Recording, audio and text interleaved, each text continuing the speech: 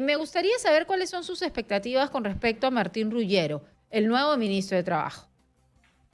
Bueno, mire, en realidad nosotros más bien tenemos expectativas en la solución de los problemas que están arrastrándose desde hace tiempo, y en esta pandemia se ha evidenciado claramente con mayor nitidez, que tiene que ver con los millones de trabajadores que no tienen empleo, que se ganan el día a día de manera como autoempleados, y los trabajadores que diariamente en las empresas viven en una temporalidad que les afecta permanentemente y les impide programar su vida, y de igual manera en los sectores donde la contratación temporal es muy aguda, incluso en la administración del Estado. Y en esta pandemia ciertamente se ha visto claramente cómo rápidamente cerca de 3 millones de peruanos han pasado al desempleo, porque realmente lo estaban desde antes. Sus articulaciones con la micro y pequeña empresa eran sumamente frágiles y en verdad eran contabilizados como empleados, pero en realidad estaban autoempleados, ganándose simplemente en el día a día. Y por otro lado, las medidas que el gobierno dio ha embalsado en la SUNAFIL, en la Administración del Trabajo, decisiones que no puede resolver precisamente porque la organización de la Administración del Trabajo viene abandonada desde hace muchísimos años.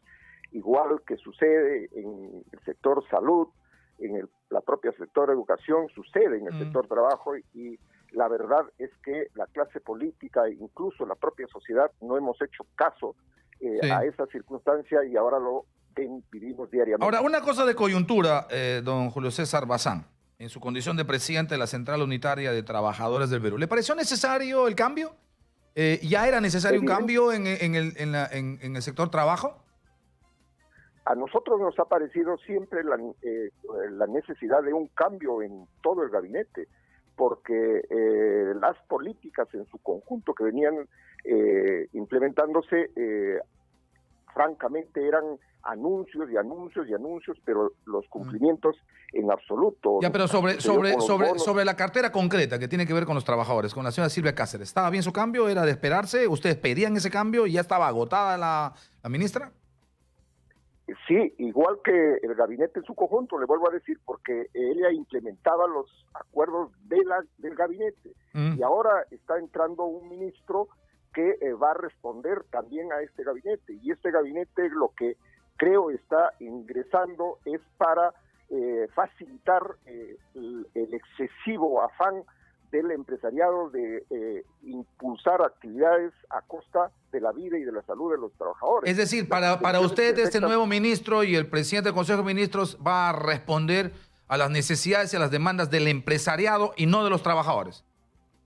Efectivamente, eso es lo que va a venir a profundizar, porque el anterior también estaba haciéndolo, ¿no? La suspensión perfecta, por ejemplo, fue una medida que en realidad fue demandada y pedida por el empresariado, y ganándose un segundo beneficio adicional al que le daba los créditos a costo cero. Sacaron el costo cero, sacaron el doble beneficio en la parte laboral, y entonces en realidad esa política no está sirviendo para superar este problema de la pandemia, y menos aún para superar los problemas. ¿Qué proponen ustedes? Sí, yo justamente le quería preguntar, si tenemos a Lima como ejemplo, y en las primeras fases de la reactivación no se ha visto una solución con respecto al desempleo o a la situación, a la calidad del empleo de los limeños, ¿por qué ustedes han sacado algunas conclusiones de por qué está pasando esto? ¿Por qué no ha habido una mejora en esta primera fase de la reactivación? Bueno, en realidad la política sanitaria en particular creo que ha sido muy clara y tajante en señalar que se necesitaba una cuarentena.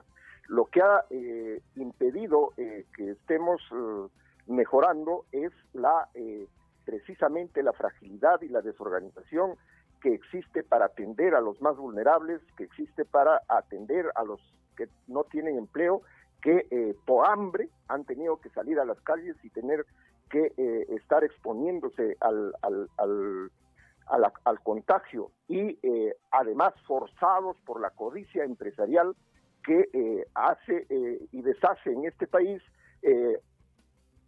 Sí, pero ¿qué ha pasado exactamente con el empleo? Sabemos el problema sanitario, ¿no? Y sabemos por qué es que la informalidad ha aportado que el problema de salud no se haya mejorado. Pero ¿por qué no se ha mejorado el tema del empleo? Es decir, en la reactivación de la fase 1, de la fase 2 y esta que todavía no inicia del todo, la fase 3, pero ¿no se han reactivado los empleos de los trabajadores? Es que usted tiene que coincidir seguramente conmigo que esta reactivación está sucediendo en un pequeño sector de generador de empleo y de un empleo muy frágil, como le vuelvo a repetir. Y esa reactivación, esas medidas no son las suficientes. Yo creo que lo que necesitamos aquí es encarar el 70% que ahora se ha convertido en 80% de los trabajadores que están en la economía informal, que es donde realmente está necesitando la intervención del Estado. ¿Cómo? Y de la sociedad en su conjunto. ¿Cómo sería esa intervención? ¿Cómo haríamos esa acción desde el Estado, señor Bazán? En primer lugar, yo creo que lo primero que tiene que ubicarse, identificarse, tiene que haber un gran padrón de los trabajadores autoempleados en este país y a partir de ahí implementar políticas de tránsito de la informalidad a la formalidad que implica dotarle a los autoempleados de lugares seguros para desempeñar sus actividades de comercio, de la microindustria, etcétera, y facilitarles acceso al crédito para que puedan potenciar sus actividades y puedan tener funcionando como corresponde sus emprendimientos y de esa manera no tengan que estar exponiéndose permanentemente, por un lado, al abuso empresarial y por otro lado, al hambre que les significa, por ejemplo, implementar una cuarentena de esta naturaleza. Si no sabemos dónde están, quiénes son, qué políticas puede implementar nadie en realidad. Entonces, yo creo que solamente fijarse en el 20% que tienen también un empleo temporal, sobre todo 7 de cada 10 trabajadores empleados en la empresa formal, entre comillas, son temporales y con empleo sujeto al abuso y a la prepotencia de las empresas que cuando quieren lo votan. Ahorita, por ejemplo, millones de los que están sin empleo son aquellos que están tercerizados, contratados de manera desnaturalizada en estas empresas contratistas que apenas se cerró algunas actividades, dejaron a los trabajadores sin empleo y se han beneficiado de los créditos que le ha dado el Estado, pero no sirvió para mantener la cadena de pagos, como te dijo, ¿no? Ahora, ¿usted tiene conocimiento de quién es Martín Ruggiero? ¿Tiene alguna referencia? ¿Le ha visto en el sector? ¿Es alguien que en los gremios laborales se le conoce?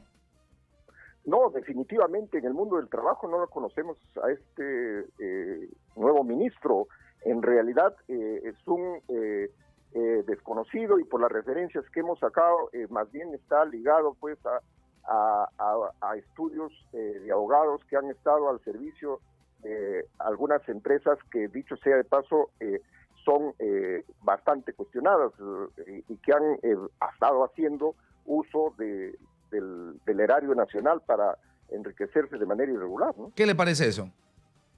Me parece muy grave y es en todo caso un sello que está comenzando a identificar a este gabinete, con lo cual la confianza nuestra pues y de la ciudadanía se pone claramente en duda sus capacidades para resolver los problemas una cosa final, no tienen empleo. Posibilidades de retomar con mayor dinámica el Consejo Nacional de Trabajo con este nuevo ministro, desde la Central Unitaria de Trabajadores, señor Bazán?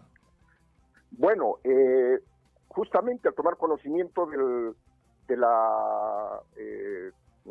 nombramiento y del cambio de este gabinete, nosotros hemos enviado el mismo día de ayer una carta al señor Vizcarra para que nos reciba inmediatamente, porque si va a haber un inicio de una nueva etapa, es necesario que se tome en cuenta la vida misma para hacer los cambios que se necesitan, las políticas que este gabinete tiene que implementar y el ministro de Trabajo tiene que ejecutar, tiene que responder a la búsqueda de solución de los problemas planteados. Nosotros estamos pidiendo ahí la necesidad de suscribir un acuerdo tripartito para que garanticemos el crecimiento económico, pero también la vida y la seguridad de todos los peruanos y de los trabajadores, en particular su seguridad y salud en el trabajo.